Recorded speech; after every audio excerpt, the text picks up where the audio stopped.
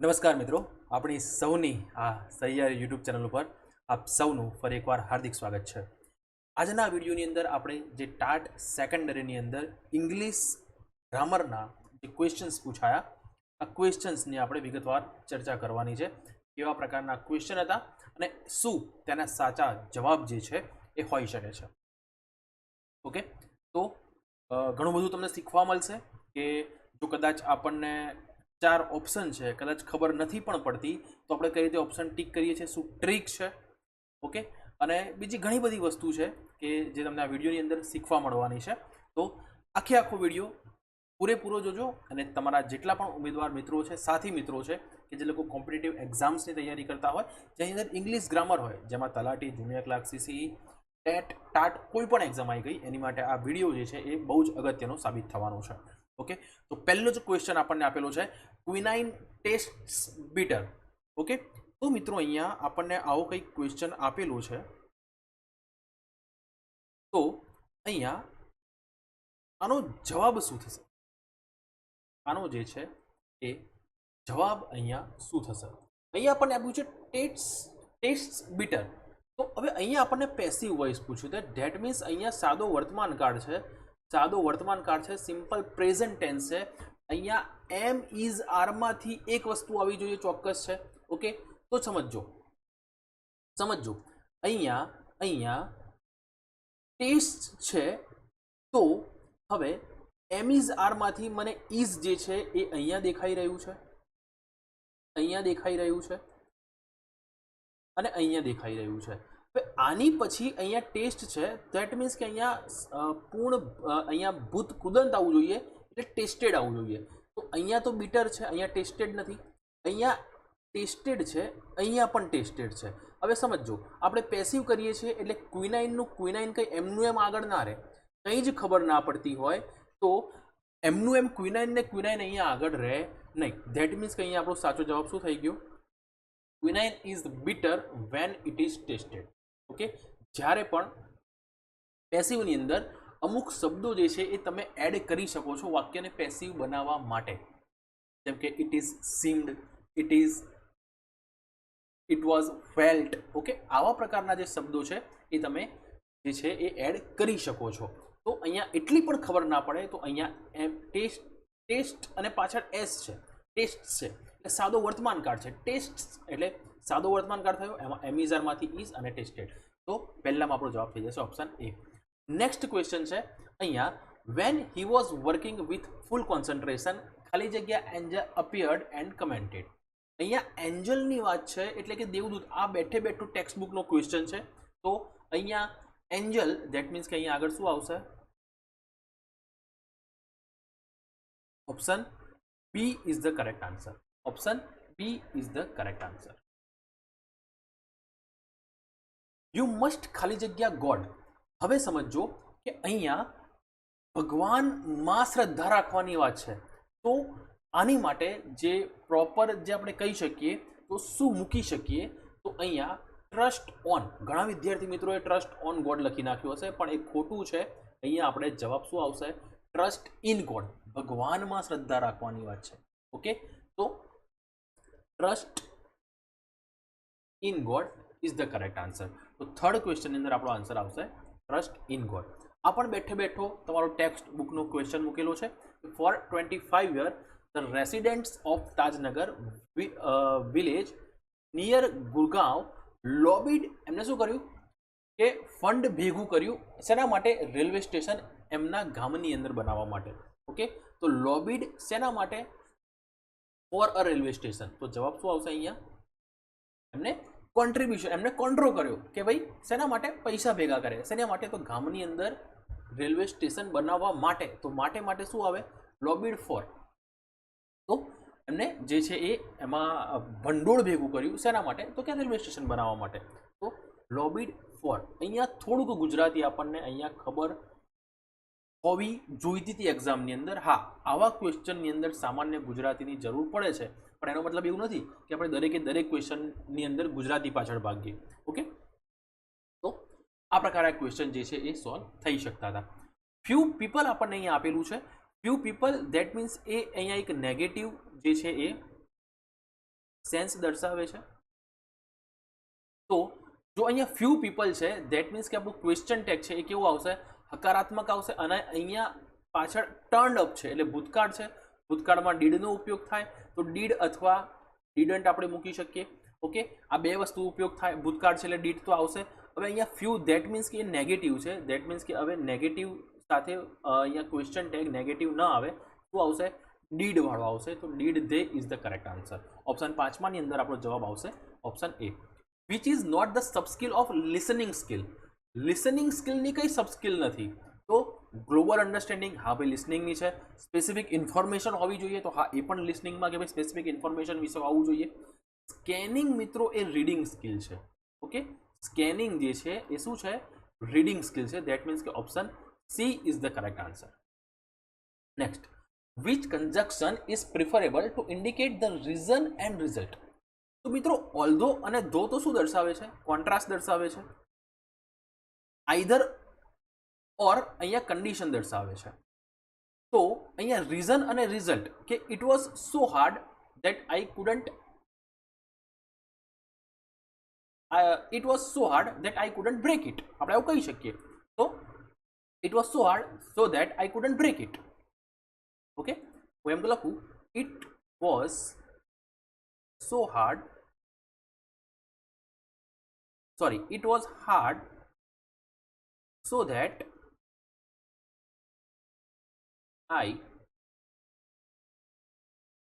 couldn't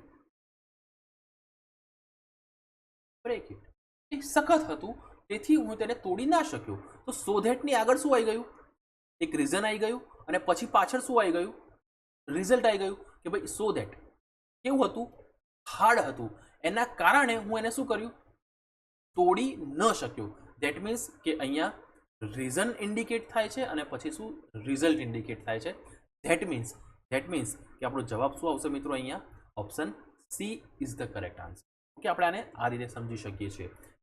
has એટલે આમ ધુમ્મસ કહી શકીએ આપણે, ધુમ્મસના અર્થમાં આપણે લઈ શકીએ. તો એનો સિનોનિમ જે છે એ શું થશે મિત્રો, ગેઝ. નિયર નહીં થાય, ઓર પણ નહીં થાય, ગેઇન એટલે મેળવવું એ પણ નહીં થાય. અહીંયા શું થશે, ગેઝનો મતલબ પણ ધુમ્મસના અર્થમાં કંઈક અસ્પષ્ટ હોવું. ઓકે, એ સેન્સમાં અહીંયા વાત છે. 9મા નંબરનો ક્વેશ્ચન છે, let's give a party said Jaya. Let's not said her husband. જયાએ વાત કરી પાર્ટી આપવાની અને let's not said her husband, એના હસબન્ડે ના પાડી. તો સમજો, જયાએ નોટ ગિવિંગની તો વાત જ નથી કરી એટલે ઓપ્શન ડી તો આવશે જ નહીં. સમજો વાત, જયાએ પાર્ટી આપવાની વાત કરી અને એનો હસબન્ડ પોઝિટિવ હતો, ના, એના હસબન્ડે ના પાડી. ધેટ મીન્સ પોઝિટિવ પણ નહોતો. જયા સજેસ્ટેડ ગિવિંગ અ પાર્ટી, હા એને ગિવિંગ પાર્ટી આપવાનું સજેશન કર્યું, બટ હર હસબન્ડ કોન્ટ્રાડિક્ટેડ. એનો હસબન્ડ જે છે એ કેવો હતો, કોન્ટ્રાડિક્ટેડના ઓપોઝમાં હતો. ધેટ મીન્સ એને ના પાડી, એને નકાર કર્યો. પહેલાં જ્યારે હા પાડી જયાએ ત્યારે એના હસબન્ડે ના પાડી. That means option B is the correct answer. Okay, અહીંયા કંઈ શ્યોર નથી એવું તો કોઈ વાત જ નથી, વોઝ નોટ શ્યોર. ઓકે, એટલે આવું તો આપણે આપણા મનથી એડ ના કરી શકીએ. Option B is the correct answer. Next, find the adjective from the options given below. અહીંયા શું છે કે ભાઈ એડજેક્ટિવ અહીંયા આપણે શોધવાનું છે. એડજેક્ટિવ એટલે કંઈ નાઉનની પહેલાં વપરાય એને એડજેક્ટિવ કહેવાય. તો આ જુઓ, આ બધા નાઉન છે. બોક્સ પણ નાઉન છે, સ્કૂલ પણ નાઉન છે, હાઉસ પણ નાઉન છે. પણ તમે સમજો કે બ્લેક જે છે, હું એમ કહું કે black car, black bike, black board. તો સમજો, આ બોર્ડ નાઉન છે, આ બાઇક નાઉન છે, આ કાર પણ નાઉન છે, એની આગળ આ બ્લેક શું છે? તો મિત્રો આ બ્લેક જે છે એ એડજેક્ટિવ છે, એ વિશેષણ છે. શું છે? વિશેષણ છે. તો અહીં આપણો જવાબ શું આવે? Option B, black is the correct answer. Next, fill the blank. The manager was impressed ખાલી જગ્યા his dedication. સમજો, જ્યારે impressed શબ્દ હોય અને કોઈ પર્સન આપેલું હોય, જેમ કે બાય હિમ, અહીંયા હિમ હોત, અહીંયા હર હોત, અહીંયા કંઈ સંજય આપેલું હોત, તો ઇમ્પ્રેસ્ડ અહીંયા બાય લખી શકીએ આપણે. પણ શું કહે છે કે આ ભાઈ આ હિમ, આ હર, આ સંજય એના કોઈ ગુણની વાત છે, ભાઈ એનું ડેડિકેશન, ત્યારે એની જોડે અહીંયા ઇમ્પ્રેસ્ડની જોડે શું આવે છે? વિથ. કોઈ માણસના, કોઈ વ્યક્તિના કોઈ ગુણની જોડે ગુણથી ઇમ્પ્રેસ થવાની વાત હોય ત્યારે અહીંયા કોઈ વ્યક્તિથી ઇમ્પ્રેસ નથી, એના ગુણથી ઇમ્પ્રેસ છે. ધેટ મીન્સ એવા સમય શેનો ઉપયોગ થાય છે? વિથનો ઉપયોગ થાય છે. તો અહીંયા આપણો જવાબ છે વિથ. ઓકે, તો અહીંયા જવાબ શું આવશે? વિથ.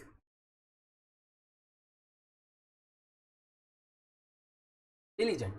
તો અહીંયા એનો મતલબ જે છે એ શું થાય છે? ઇન્ટેલિજન્ટનો મતલબ થાય છે હાર્ડ વર્કિંગ. ઓકે, પરિશ્રમી, મહેનતુ. ઇન્ટેલિજન્ટ એટલે મહેનતુ. Next, transparent. ટ્રાન્સપરન્ટનું આપણે એન્ટોનિમ જોવાનું છે. તો ટ્રાન્સપરન્ટનું એન્ટોનિમ થાય છે, એ સિનોનિમ પૂછ્યું હોય તો ક્લિયર થઈ શકે. ટ્રાન્સપરન્ટ એટલે પારદર્શક, ઓપેક એટલે અપારદર્શક. પારદર્શક બહુ બધી વાર ક્વેશ્ચન આજે છે એક્ઝામની અંદર પૂછાયેલો છે. ફ્રેજાઇલ. ફ્રેજાઇલ એટલે નાજુક, અને સોલિડ એટલે સખત. તો આપણો જવાબ શું આવશે? અપારદર્શક. That means opaque is the correct answer. Next, અહીંયા આપણને બાય ધ ટાઈમ આપ્યું છે. ધેટ મીન્સ કંઈ પણ જોવાનું નહોતું, અહીંયા ટેન્સનો ઉપયોગ કરવાનો છે.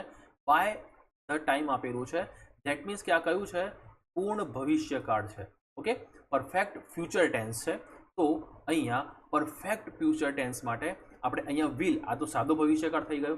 અહીંયા લીવ્સ સાદો વર્તમાનકાળ થઈ ગયો. લેફ્ટ સાદો ભૂતકાળ થઈ ગયો. તો પૂર્ણ ભવિષ્યકાળ અહીંયા કયો છે? માત્ર ને માત્ર વિલ હેવ લેફ્ટ. અહીંયા આપણે જો ક્વેશ્ચન વાંચ્યો પણ નથી, મેં ખાલી બાય ધ ટાઈમ જોયું. ઓકે, તો અહીંયા બાય ધ ટાઈમ ઉપરથી મને ખ્યાલ આવી ગયો કે અહીંયા જે છે એ બાય ધ ટાઈમ. તો બાય ધ ટાઈમ જે છે એની માટે જ્યારે પણ આ પ્રકારનો યુઝ થયેલો હોય વાક્યમાં ત્યારે એ શું સૂચવે છે? પૂર્ણ ભવિષ્યકાળ સૂચવે છે. અને એ અહીંયા આપણી જોડે ઓપ્શન આપણને સીમાં આપેલો હતો. તો option C is the correct answer. Next, select the correct meaning of the idiom to hit the nail on the head. Okay, અહીંયા કંઈ માથા પર મારવાની વાત નથી. અહીંયા કંઈ માથા પર મારવાની વાત નથી. આ ઇડિયમ છે કે શું? કે ડિસ્ક્રાઇબ એક્ઝેક્ટલી સિચ્યુએશનનો કોઝ, સિચ્યુએશનનું કારણ, સ્થિતિનું કારણ એક્ઝેક્ટલી જે છે એ ડિસ્ક્રાઇબ કરવું. ઓકે, જે છે એનું કારણ, જે પ્રોપર એનું કારણ છે એ સિચ્યુએશનનું, એના પાછળનું જે કારણ છે એ એક્ઝેક્ટલી જે છે તે અથવાથી ઇતિ સુધી એને ડિસ્ક્રાઇબ કરવું, જે છે તે એક્ઝેક્ટલી. તો that is called to hit the nail on the head. ભાઈ એક્ઝેક્ટલી જે છે